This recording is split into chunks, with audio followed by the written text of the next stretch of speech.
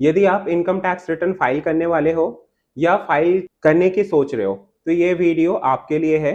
ध्यान से सुनिएगा और पूरा लास्ट तक देखिएगा। उम्मीद है ये वीडियो आपको हेल्प जरूर करेगा। यदि आज के डेट पे आप इनकम टैक्स पोर्टल पे आप डेटा देखोगे तो total number of registered user is a tax payer हैं वो 13.86 करोड़, जिसमें से लोगों ने 50 लाख के आसपास लोगों ने आईटीआर फाइल कर दिया है।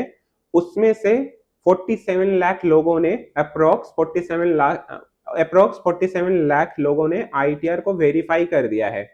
और जो डेटा लेटेस्ट अवेलेबल है उसमें से कुछ 2 लाख के लोगों का आईटीआर का रिफंड भी आ चुका है। तो सबसे पहला चीज ये है कि जो अभी आईटीआर फाइलिंग का स्पीड है ना, कंपेरेटिवली लास्ट ईयर वो बहुत कम है। आज के डेट पे जो फॉर्म्स अवेलेबल है फॉर आईटीआर फाइलिंग वो है ITR 1, ITR 2, ITR 3 and ITR 4। आपको यहाँ पे ध्यान देने वाली बात यह है, आई जिसके ऊपर आपको यहाँ पे ध्यान देने वाली बात यह है, जिसके ऊपर आईटीआर 1 एंड आईटीआर 2 एप्लीकेबल है उसका due date of return filing है 31 जुलाई।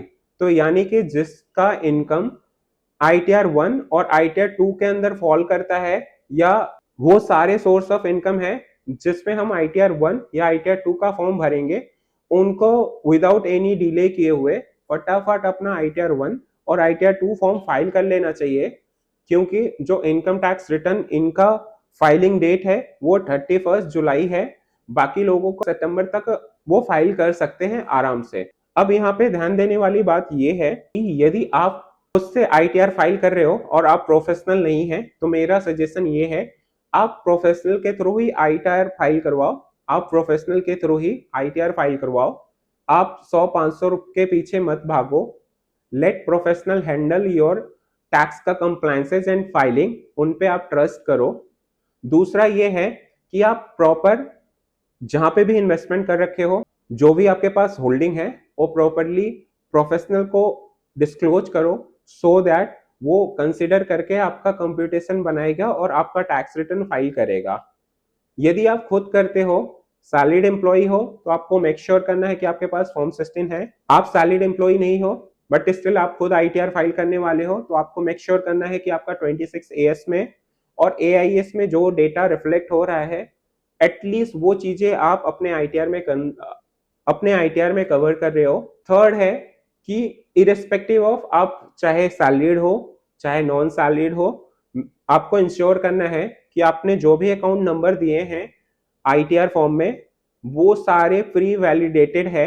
और यदि आपका रिफंड बन रहा है आईटीआर फाइल करते वक्त तो आपको मेक श्योर करना है कि वो अकाउंट ऑपरेटिंग है, ऑपरेशनल है और रिफंड जब भी आएगा, लेट्स से कि अभी तो क्या है, अभी नया आईटीआर फाइलिंग स्टार्ट हुआ है तो अभी उतना रिफंड का जो परसेंटेज है वो काफी लो है, बहुत जल्दबाजी हो जाएगी रिफंड का पैटर्न को एनालाइज करना।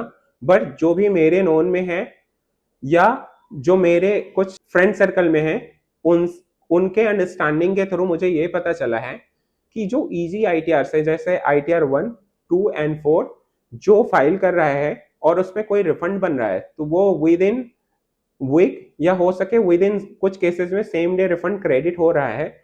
तो उम्मीद ये कर सकते हैं कि इनकम टैक्स डिपार्टमेंट ने लास्ट ईयर के कंपैरिजन में जो रिफंड क्रेडिट का है ना उसमें एक रोबस्ट ओवरऑल किया होगा।